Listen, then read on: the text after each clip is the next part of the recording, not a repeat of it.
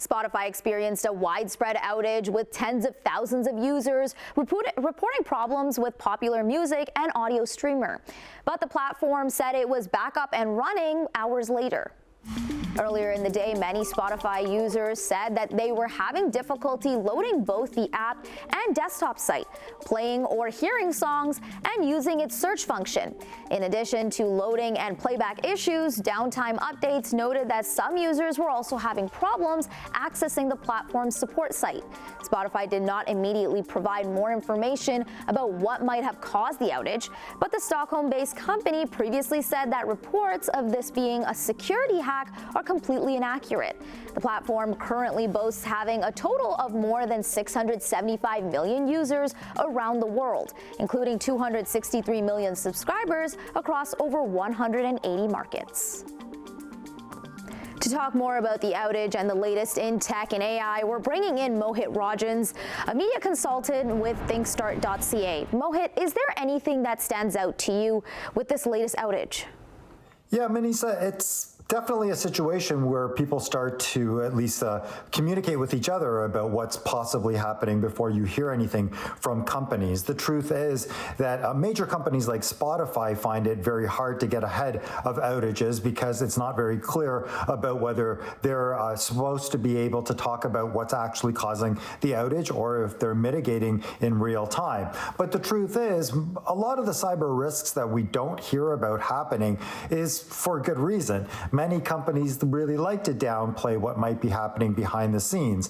And as people who continue to pay these companies as subscribers, we will hope to hear more information in a timelier fashion, as we all know.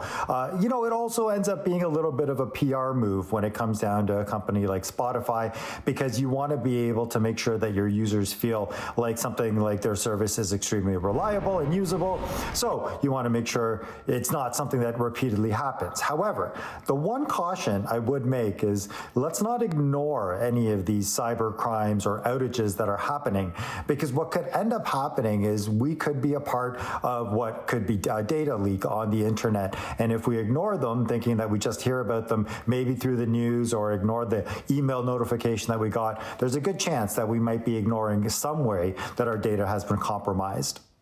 Switching gears to artificial intelligence and social media now, what are some surprises you've seen in the world of AI so far this year? There have been several surprises right up until now when it comes down to artificial intelligence up until this point in the year. We have to look at it from several different perspectives. For one, I never thought I'd see this political sort of adherence happening in the US, where it becomes really just this push towards keeping AI advances inside of the US protected, and really changing the playing field when it comes down to both manufacturing on the AI side and the product development on the AI side. On the second note, I think it's fascinating to see how quickly agentic AI has become a topic of conversation. Every major tech company is starting to invest in being able to prove out to other companies that they have the magic AI solutions to help people with the future of their workflow, the future of their workforce. I think job displacement has become a high priority to sort of address when it comes down to different industries, but I also think that it's very clear that there's no way that you can avoid infusing AI into several different types of businesses, from finances right down to farmers.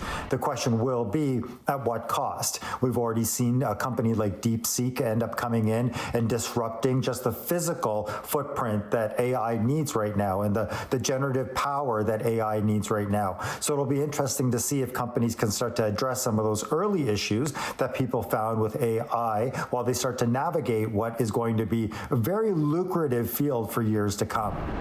How has this year already proven to be disruptive for social media companies? Social media companies are really finding it very hard right now to be able to navigate what's next for them. On one hand, you're seeing Meta go through their political problems and being called to arms over actions that have taken place for 5 to 10 years. On the other hand, you're still waiting on a TikTok reprieve in the US to figure out whether the app is safe enough to be able to be used within those borders. But Manisa, I think that the bigger picture in all of this is run by ad revenue. And because it's all run by ad revenue, it's more the advertisers that are worried about where it is they're going to be able to actually find their audiences. And on one hand, you've got these wonderful tools being built by everybody from Google to Meta to really target and focus on AI tools to find your audience and make great connections happen and communities grow.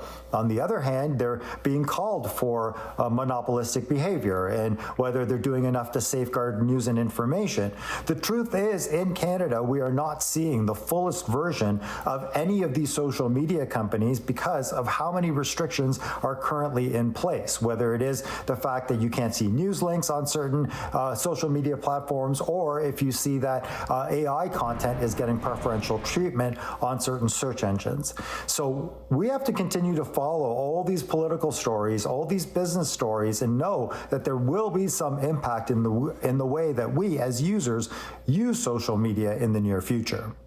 Is Canada doing enough when it comes down to being a leader in tech innovation?